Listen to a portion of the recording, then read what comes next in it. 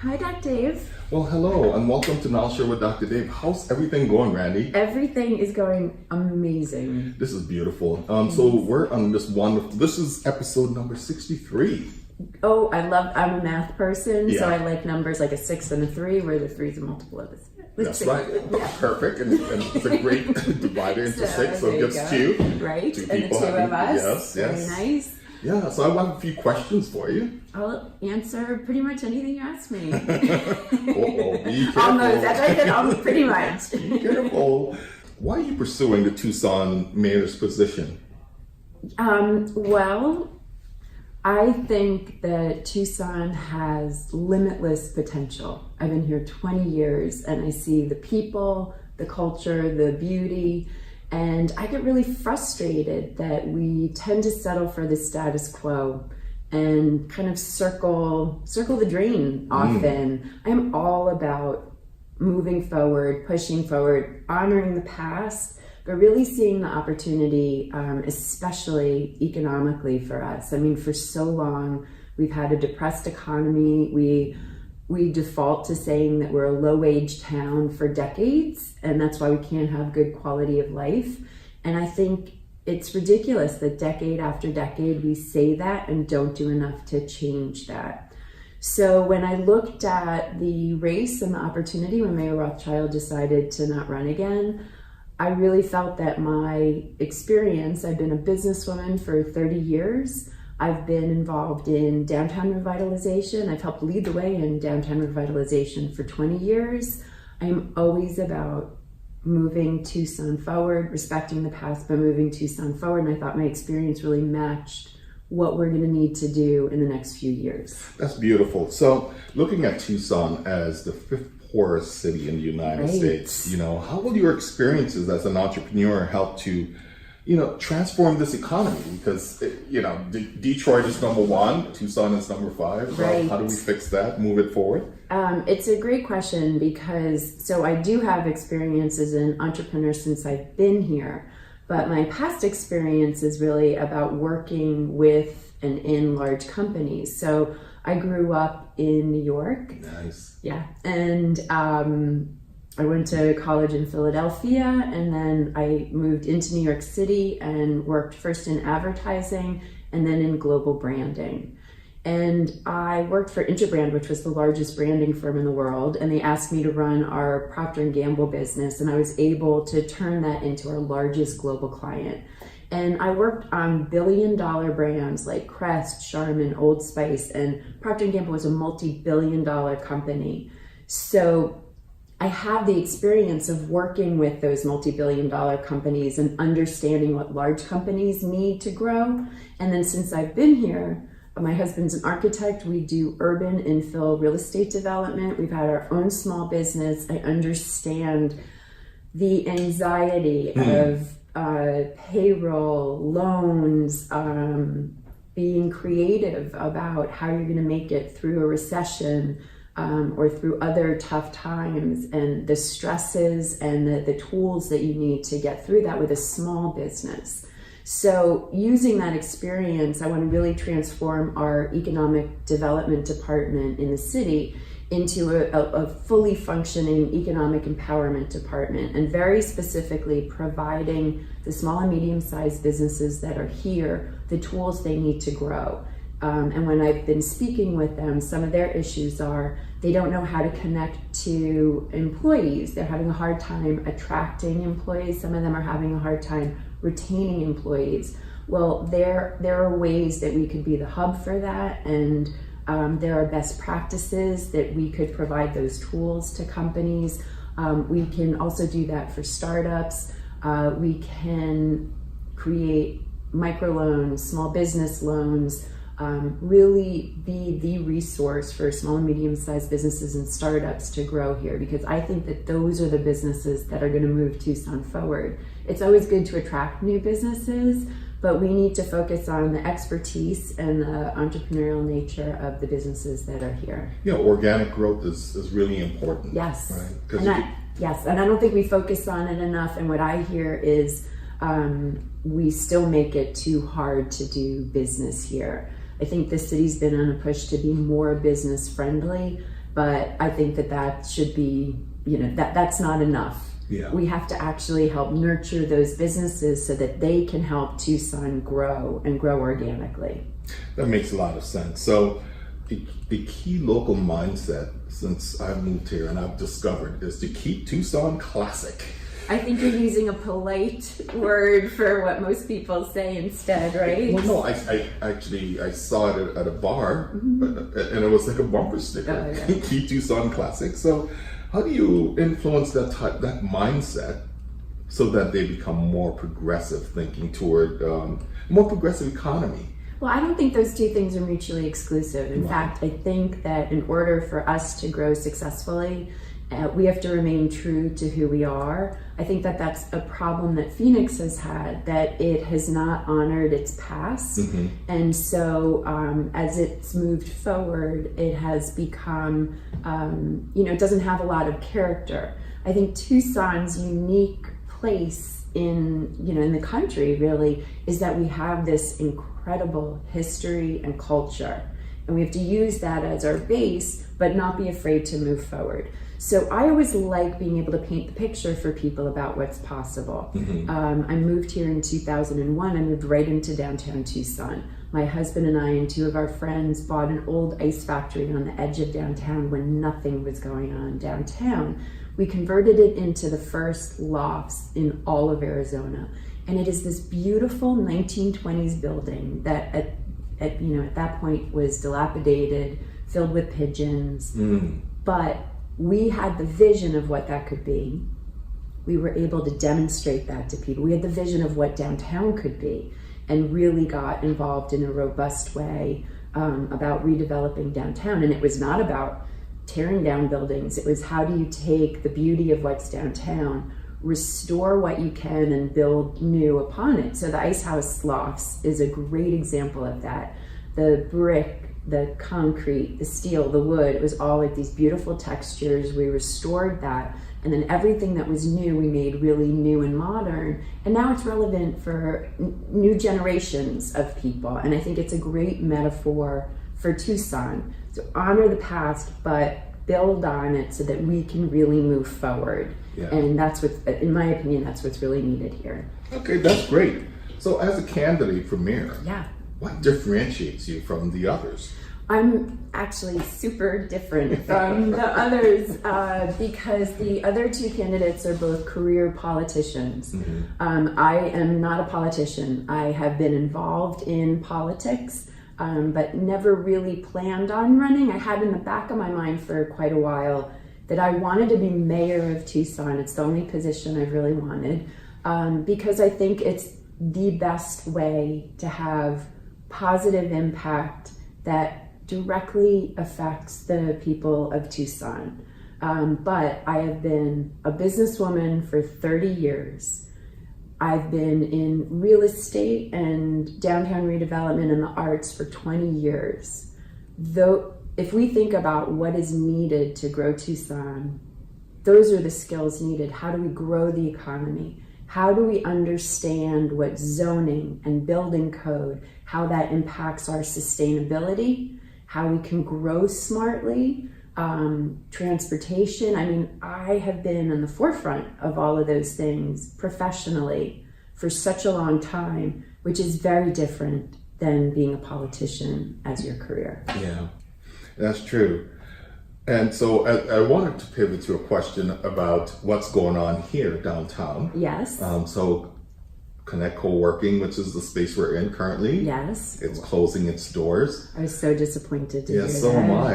And the effect, you have maybe 50 or more people, different entrepreneurs and businesses who are essentially contributing to the downtown economy. So as mayor, if you become the next mayor, how do you help to support these type of situations where you have two parties who can't connect and see, in my opinion, see the bigger picture? Because when I moved here a year ago, it was really important to have a place to connect as an entrepreneur, and Connect Co-working was it for me. So it's kind of personal. So I'm asking absolutely. But I think it's a lot more than just the economic impact of the people who work here. The whole, the reason why downtowns are important is because people can connect. Yeah. The random interactions where you're sharing ideas, where you're around people who are different than you are. That doesn't happen when you're in your car or in an isolated office. So it's really about those interactions, shared ideas, which is as important or even more important than just the economic impact.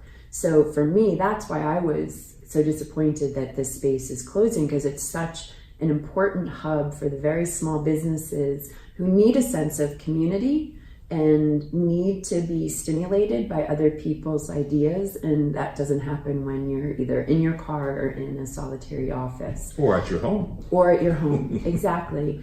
And as mayor, Mm-hmm. there are several things that we can do. So in other cities, and it's starting to evolve here, there are specific innovation districts that marry universities, businesses, and entrepreneurs, and create districts where those entities can interact. The city has buildings that could be transformed into entrepreneurial spaces. The university is creating Arizona Forge downtown for startup companies to incubate them. We can partner with them, but I think you'll notice in downtown, I mean, there's still a lot of empty spaces. Yeah, for sure. And the city has access to buildings that they own, and I think that we could take a more proactive role in incubating small businesses and the startup community. Mayor Rothschild has really made this a priority as he's exiting. Nice. So his plans for after he leaves office are all about an Arizona Innovation District in Tucson. And I would want to be part of that and help him move that forward. Oh, likewise. So we're really talking about a public-private relationship or agreement with the mayor, future mayor, and yes, I'm just saying that, projecting that you may be the future mayor, and also with the local businesses, this public-private relationship that's really critical in any city for it to work properly, right? It is all about collaboration. Yeah. And one of the other points of difference that I have versus the other candidates is I have a history of being able to set a vision for people, but then collaborating and bringing people together with the different connections that I have through all parts of my life, working to create a plan and then making it happen. The best things that happen are all about collaborating and working together. And it's not about what I can do. It's really about what we can do. And that's how I like to operate. So another question to follow up on that is that if you are elected as the mayor, I'm elected. When I'm elected. When you're okay, when you're elected, I like it. I'm all about agility, which is really simply being able to inspect and adapt and respond to threats and opportunities. So let's talk about if you wanted to make Tucson an agile city, where it could actually respond to opportunities and threats and even create some of those opportunities for others. What would be your top 3 agenda items that you will pursue? So first, I mean, we've already talked in a bit about economic development, because I think that if we can't grow our economy, we can't have the quality of life that we want. So I have a specific plan for that. The second is all about smart growth and turning us into a 21st century city. And smart growth entails planning for the growth that's going to happen here, using technology in smart ways, making sure that public transportation is in place and that people choose to use it, and other components, walkability, bikeability, but that is all about smart growth planning, and that's what I've been about since I moved here 20 years ago. The third one would be sustainability. We live in a climate that is harsh and getting harsher, and humans impact that. Very specifically, our built environment has some of the greatest impact on climate change. The buildings that we build, where we build them, how we build them, impact sustainability. The things that we can do as individuals are certainly important, but our built environment is paramount. Yeah. I have specific experience in that. So the development that my husband and I do, it is urban infill, always sustainable. We incorporated rainwater harvesting into small lot single family homes that we've done since the very beginning. We converted an auto repair shop into our office, and we're net zero between the solar panels. We have rainwater harvesting. We reuse materials. Reusing old buildings is some of the greenest things that you can do. I'm going to make that easier to do. And also plans for making solar, rainwater harvesting, and tree planting more accessible to people with lower incomes. Yeah. I mean, because we haven't really tapped into that. So, but we will. Okay. So, I'm going to ask you the other side of the question. That if you were not elected, how will you continue to shape the economy, the community, especially for having an agenda for Tucson? Right. I mean, I think I'm going to continue on the path that I've been on, which has led me here to start with. I have invested an incredible amount of time into nonprofits here that I think really move the needle forward. I've been involved in the arts, specifically with the Museum of Contemporary Art for 13 years. I've been chairwoman of the Downtown Tucson Partnership for 3 years. I'm going to continue to do those things, and I would like to get more involved in the innovation district work that Mayor Rothschild's involved in.